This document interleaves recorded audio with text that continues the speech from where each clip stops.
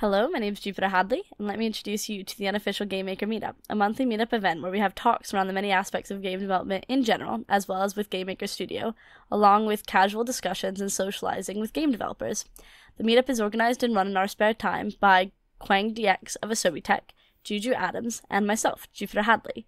More info can be found on Twitter at GMMeetup or Facebook on the unofficial Game Maker Meetup group.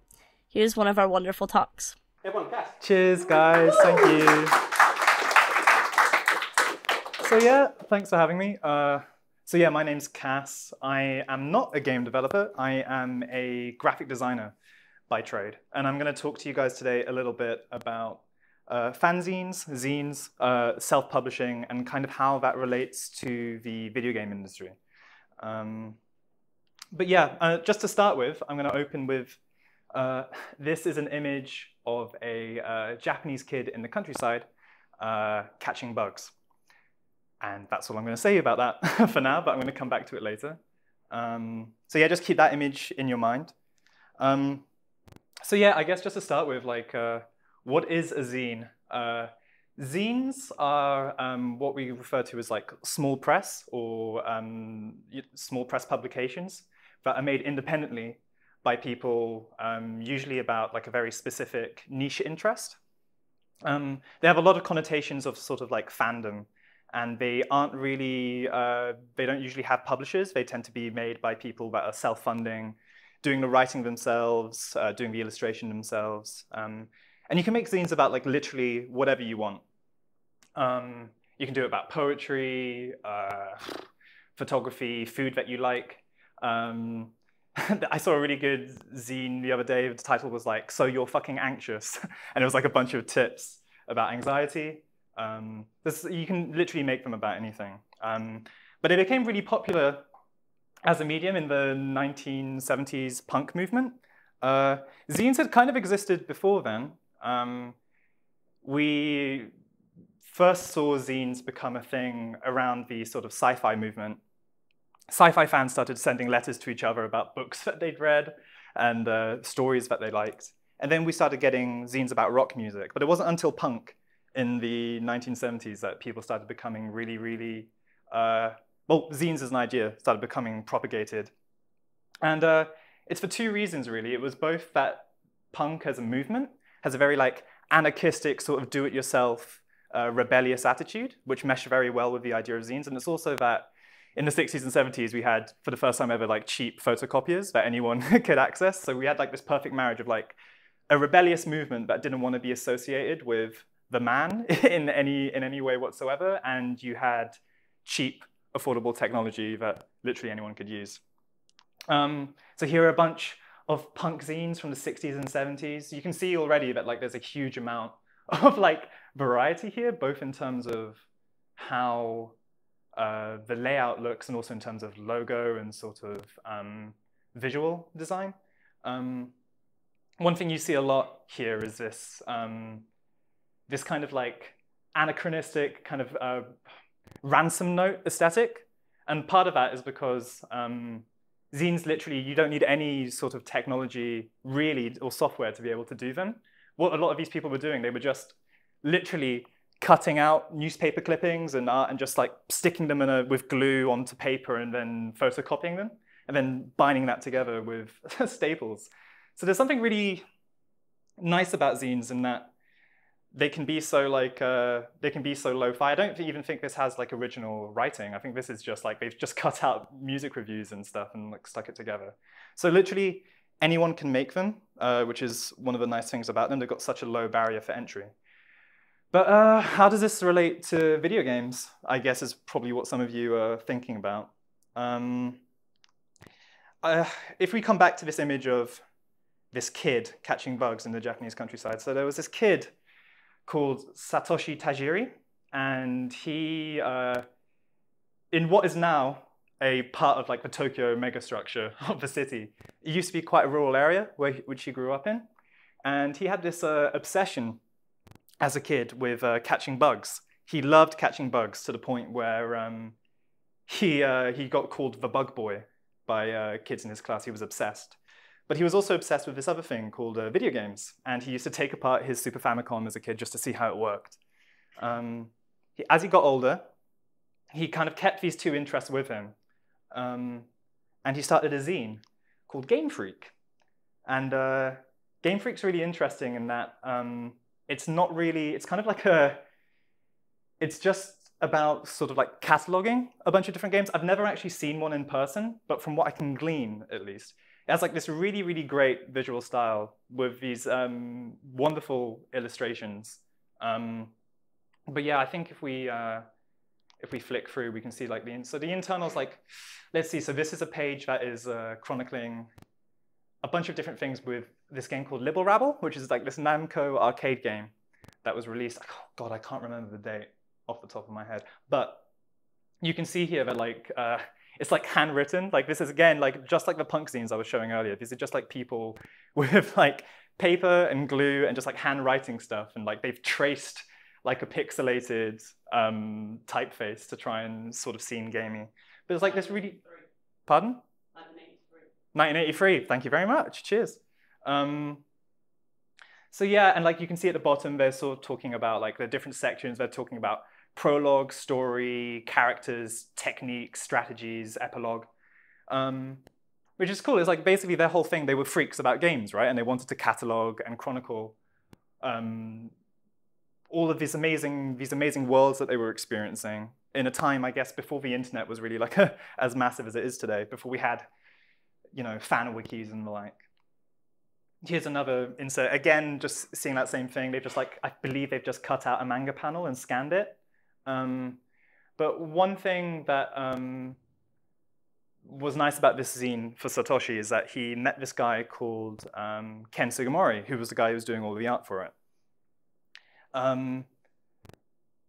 Now, with that, and they met through doing this zine, and they started sort of learning how to program. And eventually they had this idea for this concept for a video game called Capsule Monster. And Capsule Monster was like calling back to Satoshi's childhood, right? Of, you know, Taijiri spent his childhood catching bugs and keeping them at his waist and sort of bonding with them.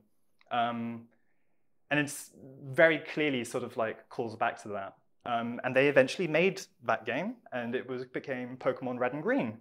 And you'll know that in Red and Green, one of the first areas you go to is Viridian Forest, which is an area where you just fight bug catcher kids, because it's like a reference to Satoshi's childhood. Interestingly, Ash in the Pokemon anime is called Satoshi in Japan. But yeah, so just like, it's like a really nice, I mean, and the rest is history, as you know, like Pokemon went on to become like the biggest media franchise on the planet. I mean, it still is. Ken Sugimori is still doing the art direction for Pokemon games today. But it's just nuts to think that this entire media empire started with like just people being passionate about games and sticking pieces of paper together and drawing. It's really wonderful when you think about that. They met because a zine is like a really good way of just sort of like finding people with shared interest to you. So if you want to make a zine that's about something very weird and unique, you're likely going to bump into other people who want to help you. In that way, it's no different to a game jam in that you know, you're a bunch of people, most of you strangers a lot of the time. You come together for a short period in a kind of low-cost environment to make something really cool. And it's funny as well, it's like just like how the independent market for publishing came about because of this new availability of technology. You know, suddenly we had photocopiers and it became much easier for people. People weren't shackled by sort of corporate infrastructure and like what's profitable, people can make whatever. We're seeing exactly the same thing happen with the independent game scene over the last like 10 or 15 years or so, where like the software and the hardware to make these titles, as all of you know, we have things like GameMaker now that make things like very easy for people to develop and create their own games. So we're seeing that new kind of like, it's so interesting to see like this new medium go through exactly the same transition that publishing went through. So yeah, I don't know, I really want to recommend that you guys sort of make zines. They're really fun, they're really low cost, and you meet people as well. It's like think of it just as like a less intensive game jam that you can just chip away at. You know, people make zines for their independent games, and it's a really great way of like, you know, promoting and stuff. And I really recommend it. It's really fun. But yeah, I want to talk about game magazines for a bit. Games are kind of like at an interesting point as an industry in that the games industry makes more than film, TV, and music combined per year, which is nuts. I mean, that is like a huge amount of money by anyone's standards. I'm very dyslexic, so I can't tell you the figures off the top of my head, but it's a lot of money. And with that in mind, it's strange to me that like games are still at this point, despite that, they're kind of culturally maligned still. It's hard to tell how much of that is generational and how much of that is, you know, a kind of like chicken and egg situation. But I kind of wonder if it's our own fault at some point. If you go on Google Images and you look up game magazine, these are like the first 2-3 roles of result. And there's like I want to stress before I go into this that this isn't an indictment at all of like the journalistic quality of any of these publications. I just want to talk about like visually. You'll see there's like a running trend here, right? Of a lot of angry faces, a lot of blokes carrying weapons, and like really, really dark color palettes, a lot of black, a lot of red, a lot of brown. And then you also get like this bombardment of text and messaging. You know, and there's this expression that like the press reflects the industry that it's reporting on. So, you know, if game magazines look that way, it's because the games industry is that way. But I don't know about you guys. I don't think that that represents the games industry. I mean, it's certainly not the game industry as I see it. But very much that is like, this is very much the dominant kind of aesthetic of games that people think about. And it's very uninviting and unappealing. So what I wanted to do is I made my own zine. So this is a profound waste of time. This is the first profound waste of time that I did as a second year when I was in Chelsea, University of the Arts London. And that was, you know, there's a small version and there's an XL version, like the Nintendo DS's at the time. So a big thing for zines for me is that like they can be your own soapbox. You know, you can like literally, like an independent game, it can be very much your own worldview, your own, you know, your own unique little thing. This zine was very much the same thing for me. I've always been into much weirder, stranger games. I've never really been that into Call of Duty or GTA as much as I like appreciate and respect them as the, you know, the titans that they are. I've always been into weirder things, and what this zine allowed me to do was like, I could just talk about these weird games that I played in the past. So this is me talking about Boktai, which is this GBA game that had like a solar sensor in the cartridge. It was like a vampire hunting game made by Konami. And I think it was produced by Kojima. And it was like this really fantastic game where like the amount of sunlight that hit the cartridge like affected your ability to kill vampires and stuff. It was so cool. I loved it so much. And one of the big frustrations I had growing up is that no one knew about this game. And so like this was finally my chance to like vent about all these games that I really loved.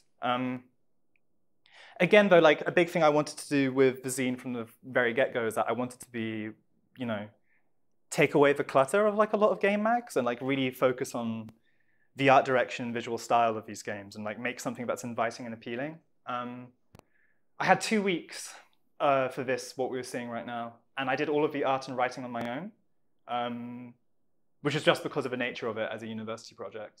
So yeah, it's very much of its time. But a year later, I did this, which is this was my final major project at uni, which was like this. Now, A Profound Waste of Time is much more of like it's much more of a traditional magazine than a zine. Again, I was doing all of the writing, but I was able to, because off the back of like the popularity of the last zine, it got a bit of traction online. I managed to be able to get other people to do writing. So I could focus just on layout and making the thing, which was really great. So, you know, you can see we're getting into slightly more like meaty, substantial topics now rather than, I like Boktai, it's pretty good. We're like moving into, you know, criticizing games as art, frameworks for doing that. And there are still like sort of joke pages and stuff as well. But yeah, and then that brings us to this, so this is the first issue of Profound Waste of Time. It released last month. It released, no, not last month. Beginning of this month, it came out with people, and I've been working on it. I've just finished working on it after like a year and a half of Kickstarter shenanigans. So again, it's still very much the same spirit as the zine that I did, except this is much closer to being like a physical book. It's like 186 pages, and it's fully illustrated from like cover to cover. I'm not doing all of the illustration this time. I managed to get this page is my illustration, but most of the magazine is entirely not work that is mine, which is great. So I finally got to the point where I'm working with people on this, both to do illustration and writing. But the people that we have got involved are really great. A big focus for me with this was that we actually get actual game developers to do the writing. So we have people like Rami Ismail, we have Toby Fox in there, we have people from, we got Adam Tierney from Way Forward, we've got Yacht Club. You'll see that the cover story for this issue is Yacht Club, Shovel Knight. So it's been really wonderful to like get people, game developers, like directly involved with like the creation of this stuff, of this content. We try to get the best illustrators we can as well. So this is Dan Mumford, who did the Star Wars posters for episodes 7 and 8 and stuff. He's going to be doing another one. He's fantastic. And a big thing that I'm trying to do with A Profound Waste of Time is like make the case for like physical media. For, like why have like a physical games publication in this day and age? Because ultimately there are things that you can do in paper that you just can't do digitally. This is our Yacht Club section, and it's made to look like a kind of 15th century kind of old manuscript with like drop capitals and stuff. And we really tried hard to like make it as tactile as experience as possible. So there are loads of like little elements like this as you go through the magazine. This is an interview I did with Toby Fox and Jake Kaufman. A big thing that I try to do with the content is I try to get illustrators who relate directly to the content in some way. So we had Toby Fox and Jake Kaufman. Toby Fox developed Undertale. Jake Kaufman did the music for Shovel Knight and DuckTales Remastered and the Shantae series. So we sat down with them, and we got the artist to be Temi Chang, who did she was like the lead artist on Undertale. So there's like a really nice link between that. Here's another case. This was a piece about the history of the Sega Technical Institute. And seeing it was all about Sega, we thought we'll get Midio Tafuri, who was one of the pixel artists on Sonic Mania, to do the visuals. So we're always trying to think about that and trying to make the best thing possible. This is a risograph print based on, do any of you guys know the Bit Trip series by Gaijin Games? They're great, oh, they're not Gaijin Games, code providers right now. So yeah, they, just again, thinking about like making the best things that we can physically. This is a fold out section that we did with Ojiro Fumoto, he developed Downwell, but he's now at Nintendo. Again, this is like the sort of thing that this is him laying out a level in Downwell and sort of why he makes the decisions that he did. So we tried to work really hard with game developers to make the content as like accurate as possible. And yeah, and then that's the cover. There's like a special edition as well, and it glows in the dark, which you can't really see on this projector, but it does, I promise. Like again, it's called A Profound Waste of Time, not just because it's a comment about video games and how a lot of people perceive them, but it's also a profound waste of time because it's like trying to make the best physical thing possible in an age where everyone gets their news digitally. So yeah, just to wrap it up and bring it full circle, going back to that image of like a kid keeping a bug with him at all times. I guess if there's anything to sort of take away from this, is like to just make the most idiosyncratic, weird stuff that you can. The stuff that is most accurate and true to you and that will resonate with people tends to be the most unique stuff. I've been very lucky in that my vantage point on games, which I used to think was like a very niche thing growing up, has since been proven to be there is an audience out there for that sort of thing. And I think it's exactly the same whether you're making an indie game or a zine, to just like keep your interest with you at your waist at all times and carry it forward. Thank you, guys. Cheers.